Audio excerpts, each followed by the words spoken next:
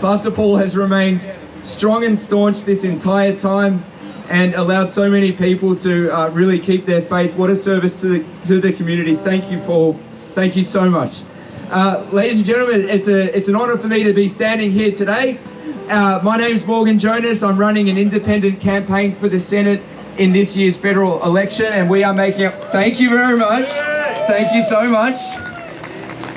We have been all over the state, and this weekend we've been darting around from one town to another, and I have to say the support out there is amazing, and that support includes you, so thank you for being here today as well. Thank you so much.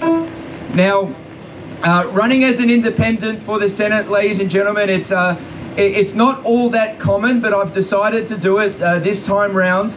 I did not want to be a part of an existing political structure that could potentially try and pull me in one way or the other.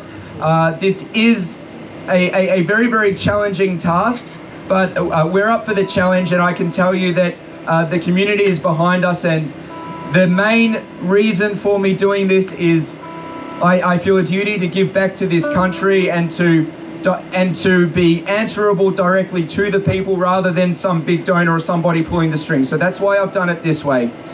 Now, running as an independent, it's very important that you understand a little bit about where I'm coming from, and it is equally important that you understand about people who you are considering voting for, right? We've had too many informal votes in this country. We've voted based on political brand names, and unfortunately it's resulted in people in office who probably shouldn't be there in the first place. Do we agree on that?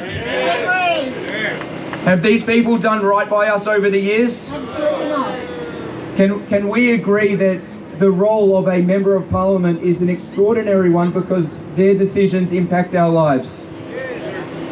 I look over the past few decades and I see what they've done to our country.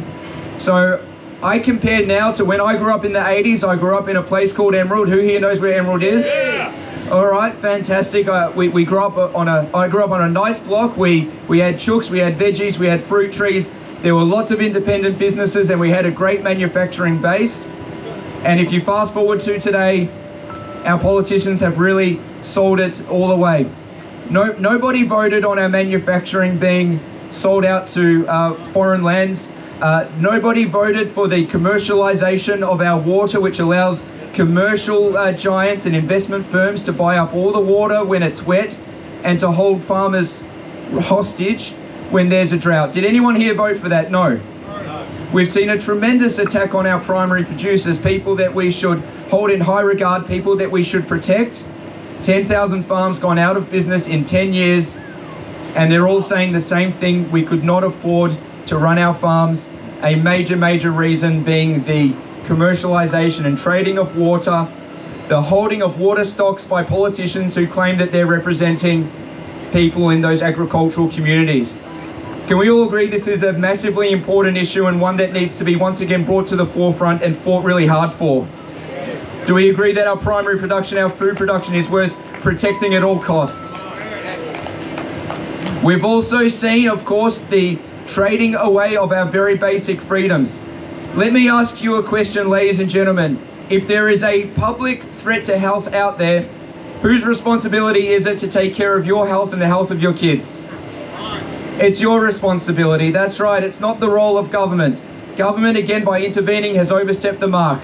So let me make it really clear what I stand for. I'm pro-Australia. I am pro-manufacturing, pro-agriculture, pro-freedom. I believe that it should be entirely your choice if you wish to take a certain drug, or your choice if you don't wish to take it.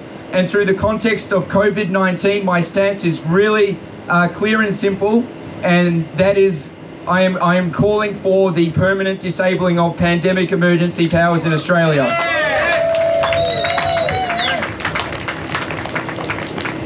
I think I might speak on behalf of a few people here when I say that I will forever be more concerned about a dangerous government than I am about a potentially dangerous virus. Is that fair enough? I'll always be more concerned about a police force that is willing to exploit their powers and to arrest good, innocent people and to misuse their semi-automatic firearms than I am some guy running down the street that might have a nasty cold. Is that fair enough? Thank you so much. Ladies and gentlemen, it would be my real honour to serve you. I believe that my calling in life is to give back to Australia. So if you would like an independent guy, pro-freedom, somebody that is really willing to put it on the line, and I've done a bit of that over the past 2 years, then I'd like to recommend that you consider voting for me. We are Group R above the line. That is R for Revolution. I think that's what we need in our country. Do you agree? Yes. Thank you all for listening. God bless you all, and thank you very much, Pastor Paul. Thank you, guys.